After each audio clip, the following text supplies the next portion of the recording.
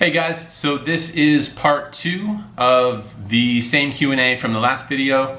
If you haven't seen the last video yet, I will link it up here somewhere. Check it out. Thanks for watching, and go.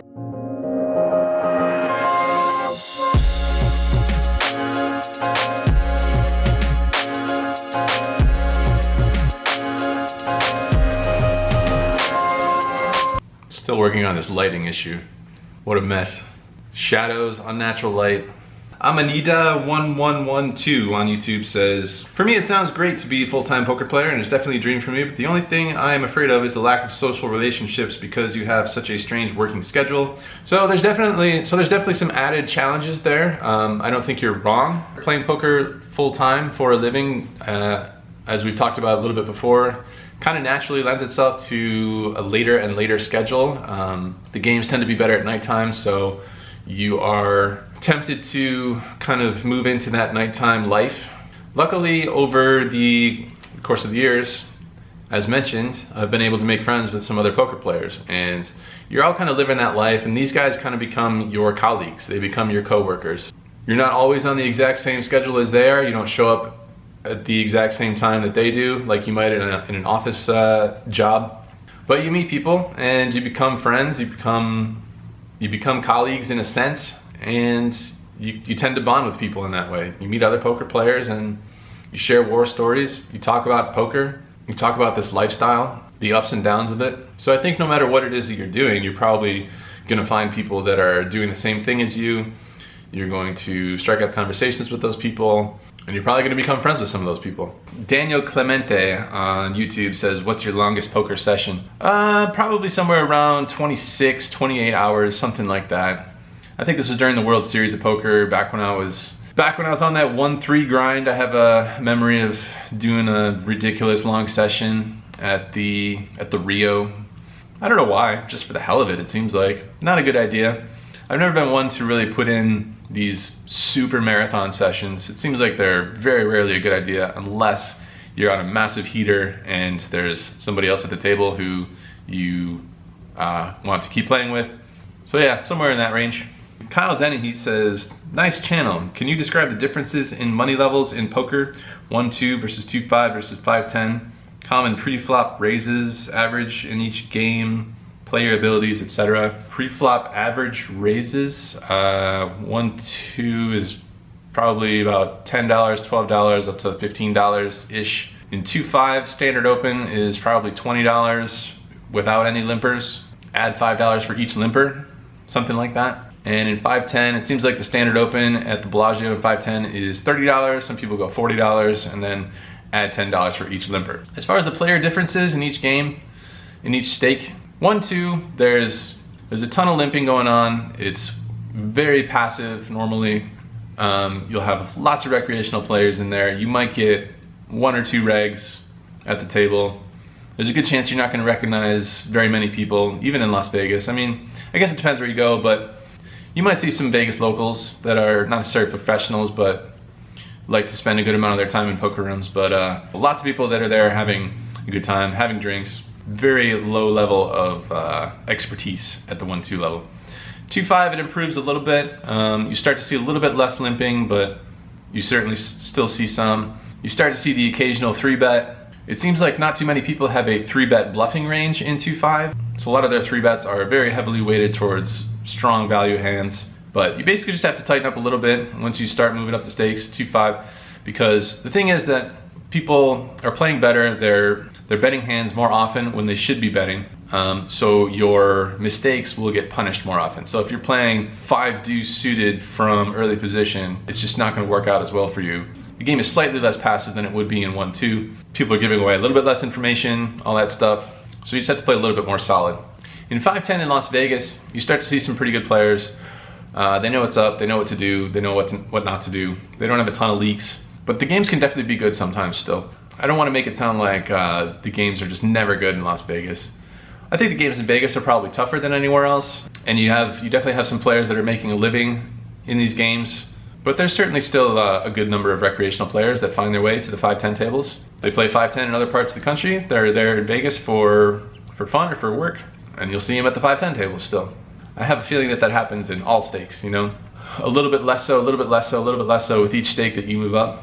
But games probably wouldn't run if it was just all professionals playing against each other, so.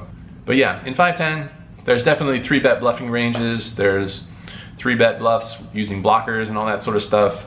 Things that happen in 510 that just don't really happen in 2-5 that often. Will Shillabeer says, people always talk about a GOAT list, but I want to know who in the poker world's at the top of your nicest list. Nicest people in poker? I guess Phil Galfond has to be up there, right? Not only one of the best players out there, but seems like just a super solid, nice dude, right? Daniel Negreanu comes off as a pretty cool guy, pretty nice guy, I think. Maybe some people disagree, but he seems about as nice as it gets to me. Cow Lazars says, what's up with that hat? Looking like one of the Keebler elves, LOL. Hey man, the more I need a haircut, the more I need to wear the hat. So I got a haircut the other day. So now I don't have the hat on. What do you think? What do you think about the haircut? I don't know. I think it might be time for something different maybe. But I'm sorry you don't like the hat. AW Maleo says, what are your personal reasons for starting the blog? Like I said, it just kind of got to the point where grinding it out every day started to feel slightly meaningless, slightly less motivated. Well, if you start to feel less motivated by the work itself and the love of that work, am I really enjoying doing this every single day? Well, I like the lifestyle a lot. Playing poker is fun, sure, but I don't really like studying it that much. But I do like creating things from time to time. I've been posting on my Instagram page every single day this year, and that's kind of forced the creative juices to flow a little bit, more so than they were before. And it's great getting feedback on the things that you create, for me personally anyway. So I thought there were some things that some people might get a kick out of seeing, both in Las Vegas and the poker world, the live poker world. And I thought it would be fun for me to document that and put my artistic angle on it. And so far it's been really fun. It's ever since that first vlog, it's been predominantly positive feedback, not 100% feedback, and that's pretty expected, I think. And so it's just a little bit of self-awareness where I've been able to pay the bills with poker. Will I be one of the best poker players out there? Nope, don't think so. Are there other things that I am interested in? Creating things, working on some projects, sharing those projects with people?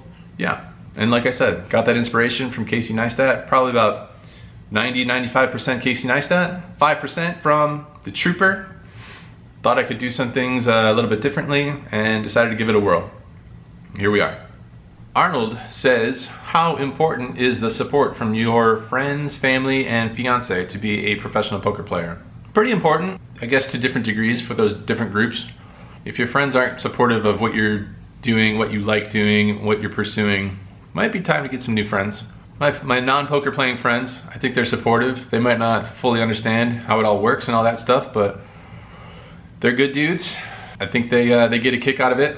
Family, my parents have always gotten a kick out of it. My mom likes telling people that I'm a professional poker player. She likes the reactions that it gives people, that she gets out of people.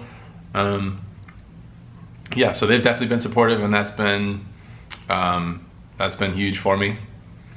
And even more so than that is the support from my fiance. I've gotten, Boosie's always gotten me through the tough times of poker, of which they can be frequent.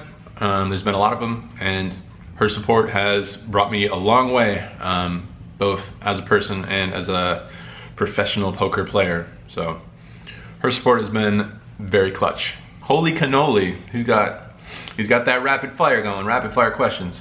When are you and Boosie getting married? Good question. Maybe later, 2017. When filing taxes, how do you prove gains, losses? How do you prove them? Well, you don't really need to prove them, I guess, unless you get audited.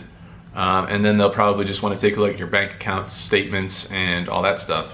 But you basically keep track of it yourself. You mark down every session and the net result. In the end of the tax year, you deduct your losses from your winnings, you report your winnings, and then you pay taxes on your winnings. So the question that I'm sure a lot of people have is, if you don't need to prove it, why would you report anything? Well, if A, you want to be a good citizen of this country, then you should probably pay some taxes. And B, If you want to build a credit history, an income history, say you want to buy a house at some point in your life, you want to show an income history over the years, well, you do that by paying taxes. Where's the safest place to live in Las Vegas? Probably either Summerlin or Henderson. There's some really nice neighborhoods in both of those areas. I noticed you have a Jetta. Is it diesel? No, it's not diesel. Do you ever play slots, craps, roulette, or baccarat? Which one is your favorite? So I used to play all this nonsense, maybe except for baccarat. Never really got into that. Not really too many slots, but a little bit of slot action. Craps and roulette, yep, used to degen it up. Not so much these days, thankfully. I guess my favorite would be craps. Have you ever seen Dan Bilzerian at Aria or anywhere in Vegas? Yeah, I've seen him at Aria a few times, seen him at the Bellagio once. Never got a chance to play with him. I know sometimes he likes to play 2-5 for fun, splash around a lot. Haven't had that chance yet. Which casino is your favorite? Probably either Aria or the Encore as far as poker rooms. I also like the Cosmopolitan property a lot. No poker room there though. Do you plan on buying a condo or house sometime in the near future? Yeah, it's definitely consideration. We thought about buying a place when we moved in here. Decided to just rent a little bit longer. I'm not really a fan of taking the time to fix stuff, so I like the aspect of renting and not having the responsibility of fixing things whenever that's required. Are you invested in any stocks? That's one of the things I'm trying to diversify a little bit with, away from just the poker income. Looking at things like that, some different forms of passive income. That sweet passive income would be nice. The complete opposite of playing poker. Based solely on looks and what other players perceive, would someone who looks 16 have an advantage or disadvantage at live poker? Meaning, would players identify someone as a fish just based on age/looks? I think young players tend to get stereotyped as internet poker players, and internet poker players, in my opinion, are good poker players. So I would assume someone who looks young is probably a good poker player. As far as what other people think, I don't know. Some people have these, what in my opinion are misconceptions about poker players being terrible players. So I guess that might happen from time to time, but it's not my opinion. If I see someone who looks young, I assume they're probably a student of the game more so than not. Ross Clark says, did you ever struggle to stay bankrolled? Sure did. I've talked before about how I had some pretty bad habits when I first moved to Las Vegas. Spun my wheels for a long time, was probably marginally profitable in the low stakes games. Had some pretty bad spending habits.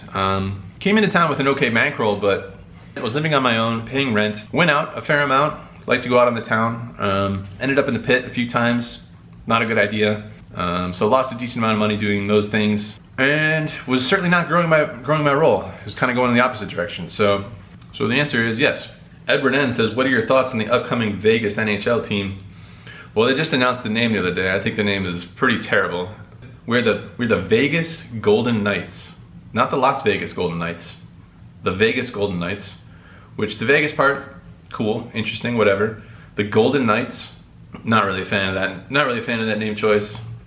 I think the owner has some other team called the Knights, if I'm not mistaken. Could be wrong, not sure. Golden Knights. I really like the name Aces. I wish we could have got that name. Aces. Way better, but they didn't ask for my opinion. I'm not sure why. David Trichel? David says, who is the most famous person, non-professional poker player that you have played against? I played against Don Cheadle once in Los Angeles. Cool dude, pretty chill guy. Also, I was really curious about your thoughts on collusion that may or may not go on in casinos. I think most of the collusion that goes on is mostly harmless. Sometimes friends will be playing at the same table and they'll soft play each other. I think it affects the games to some degree, because if someone is raising and then the other guy would normally re-raise and you have aces, that's costing you a little bit of money because there should have been more action by the time it got to you. How often does that come up? Tough to say. Probably not too often, but whenever there's soft play going on at the table, probably not the best thing for the game. As far as people actively cheating, not that often. I think it's pretty obvious when it does happen. I've seen it once, and it was actually fairly recently. And then they got a little bit called out on it, and they picked up and left the table. So aside from that, nothing really. I've never seen anybody actively cheating in that sense. You do see some soft play, like I said, but To what degree difference that makes, it's debatable. Chris Bex on YouTube says, whose game do you idolize the most in poker? I guess whoever is the best. And the best seems to be Doug Polk and his crew. Those guys have done the most work. They put in the most studying. They put in the most hours studying. And they've seemed to have figured out the most things. And they have the results to show it. So those guys are definitely on top. He might say somebody else is better than him now, as he's been doing some other things. But him and Jason Moe, those guys are the workhorses that put in all the work. Slowly but surely, some of that info will filter down through the ranks, but those guys are up there. Those guys are number one. And that guy like Jungle Man, you know, super good. Figured out as much as they have, and as far as I know, they're the best. Mags Smith says, "Hi Andrew, love the vlog." Thanks, Mags. Considering you play with lots of regulars, do you worry about showing your strategy on camera? No, I just don't really care. Sure, there's lots of regs in Vegas, but I think we tend to play a fairly defensive style against each other to begin with. Plus I can always adjust if I suspect that somebody has maybe seen a vlog. And yeah, I just don't really care. I'm much more interested in making fun videos, making interesting videos than I am concealing all this info from the occasional Vegas reg or what have you. I think I'll be okay. Pete N says, can you tell us about your worst downswings? Yeah, I think those numbers that I put out there were basically around my worst downswings. I don't know, somewhere around 4,000 or 5,000 for 1-3, 7,000 or 8,000 for 2-5. Those can be pretty frustrating, pretty devastating. You know, a 2-5 bankroll, not going to be a very big number usually. So those times can be pretty frustrating. And then in 5-10, I don't think I ever went on necessarily a huge downswing in 5-10, but somewhat shortly before I started doing this vlog, I went on a pretty big break-even stretch. So didn't really make much money at all. Like I said, wasn't really losing, but definitely not making that much money either. Walter M says, have you recently, within the last 2 to 4 years, had a huge downswing that made you feel like your poker game isn't profitable anymore and you almost quit playing full time? I don't think it made me think that my game wasn't profitable anymore, but that doesn't mean that downswings or long break-even stretches are any more enjoyable. And as far as whether they made me consider quitting poker, there has been countless times where I've considered quitting poker. It's easy to assume that it's a very easy lifestyle, but it's actually couldn't be much further from that. You've heard all those phrases that it's a hard way to make an easy living.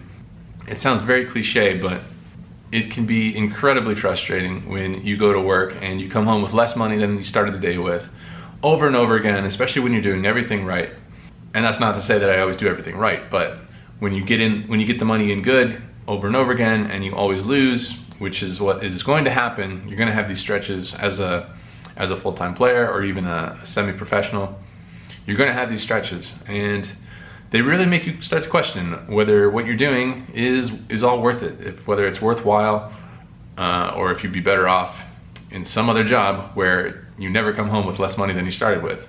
Those kinds of stretches, they're inevitable, and you have to find ways to deal with them one way or another. All right, I think that's gonna do it for questions for this episode. Thanks so much for all the questions. Keep firing away with the questions. Feel free to leave them in the comments, even if we're not doing a scheduled Q&A. Really appreciate all the questions, all the comments, all that stuff, all the feedback. Love reading what you guys have to say. Catch you guys soon.